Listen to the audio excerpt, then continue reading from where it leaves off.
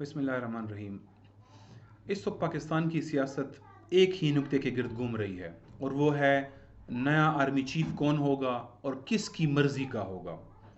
Long march ہو، media کی رپورٹیں ہوں، P D M کی ملاقاتیں ہوں، پریس کانفرنسیں ہوں، ٹویٹر ٹرینڈ ہو یا یوٹیوب کے ویلاگرز ہوں، سامنے سے وہ کچھ بھی کہیں، لیکن درون خانہ اس سارے شور شرابے، اس سارے سیاست، اس سارے غلغلے کے پیچھے ایک ہی نکتہ ہے، اور وہ ہے پاکستان کا نیا بادشاہ سلامت، نیا آرمی چیف کون ہوگا اور کس کی مرضی کا ہوگا۔ لیکن اگر آپ اس سارے شور شرابے سے ہٹ کر آپ عام عوام کے پاس جائیں تو وہاں کسی کو کوئی فرق نہیں پڑتا کہ نیا آرمی چیف کون ہوگا۔ کیوں؟ سوال ہے کیوں؟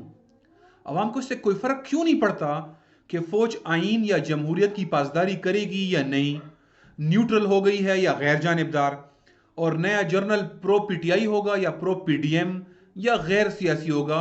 کیوں فرق نہیں پڑ رہا؟ کیونکہ نئے آرمی چیف کا معیار یہ نہیں ہے کہ وہ حکومت کے ساتھ ہے، اپوزیشن کے ساتھ ہے، نیوٹرل ہے، جمہوریت اور آئین کے ساتھ ہے یا غیر سیاسی ہے۔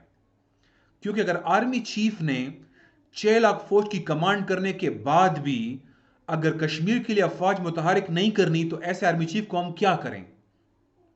جب ہندو وزیر دفاع انڈیا کا کشمیر کی مسلم آبادی کا تناسب بدل رہا ہے، مودی کے غنڈے مسلمانوں کو لاٹھیوں ڈنڈوں سے مار کر قتل کر رہے ہیں، اور ہماری بیٹیوں کے حجاب پر پابندیاں لگ رہی ہوں، تو آرمی چیف غیر سیاسی ہو یا نیوٹرل ہو، اس سے کیا فرق پڑتا ہے؟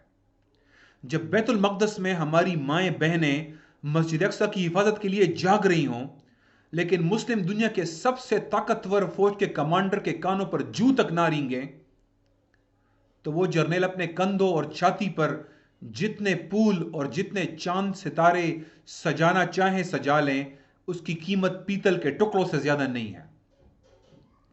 اگر ہمارا آرمی چیف مشرف، کیانی، راہیل اور باجوہ کا تسلسل ہوگا تو اس سے ہمیں کیا فرق پڑتا ہے کہ اس نے کتنے تمغہ شجاعت جیتے ہیں، کتنے تمغہ بصالت جیتے ہیں، اور کتنے ملکوں نے اسے اپنا اعلیٰ ترین اعزاز دیا ہوا ہے؟ ہمیں اس سے کیا فرق پڑتا ہے؟ اگر وہ فاتح کشمیر کا اعزاز نہیں رکھتا، اگر وہ فاتح فلسطین کا اعزاز نہیں رکھتا، تو اس کے سارے وار کورسز امریکہ کو مبارک ہوں، کیونکہ آخر میں اس نے مقصد تو امریکہ کے حاصل کرنے ہیں۔ تو ہم ان کورسز کا کیا کریں؟ ہم اس کا اچار ڈالیں؟ کیا کریں اس کا؟ ہمیں کوئی فرق نہیں پڑتا کہ وہ سیویلین کے ساتھ ایک پیج پر ہیں یا الگ پیج پر، کیونکہ اگر اس ایک پیج کا مقصد ایف اے ٹی ایف کے 34 مطالبات پورے کرنے ہوں تاکہ کشمیر جہاد کو کچل دیا جائے، لائن آف کنٹرول پر مودی کو سیز فائر کا تحفہ دیا جائے اور کشمیر کو مودی کی جولی میں ڈال دیا جائے، تو پاکستان کے عوام کو کیا فرق پڑتا ہے کہ نیا جرنیل حکومت کا حامی ہے یا اپوزیشن کا یا نیوٹرل ہے، الیکشن کرائے گا، اگر اس نے پوری آئی ایم ایف کی شرطیں ہی کرنی ہے؟ اگر کرنا ہم نے یہ ہے کہ اس انٹرنیشنل آرڈر کی غلامی کرنی ہے، اگر کرنا ہم نے چینی استعمار کی غلامی ہے، اگر ہم نے سنکیانگ کے مسلمانوں کے مظالم پر آنکھیں بند کرنی ہیں، برما کے ظالم بت پرستوں کو جنگی جہاز بیچنے ہیں، اور پاکستان کے عوام کے خون پسینے کی کمائی کو ٹیکسوں میں نچوڑ کر آئی ایم ایف کی جولی میں ڈالنا ہے، تو ہمیں کیا فرق پڑتا ہے اس سے؟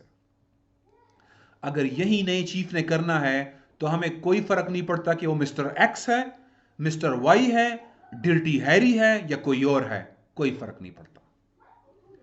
اسلام کی روح سے آرمی چیف بننے کا حق صرف اور صرف اس کو ہے جو اس غیر اسلامی سیٹ اپ کو ہٹائے، ایک خلافت کے قیام کے لیے نصرہ دے، کشمیر اور فلسطین کے لیے افواج متحرک کرے، پاکستان، افغانستان، وسطی ایشیا اور اس سے آگے بڑھ کر مڈل ایسٹ کو یکجا کریں تاکہ اس پورے ریجن سے ہم امریکہ کو باہر نکال لیں۔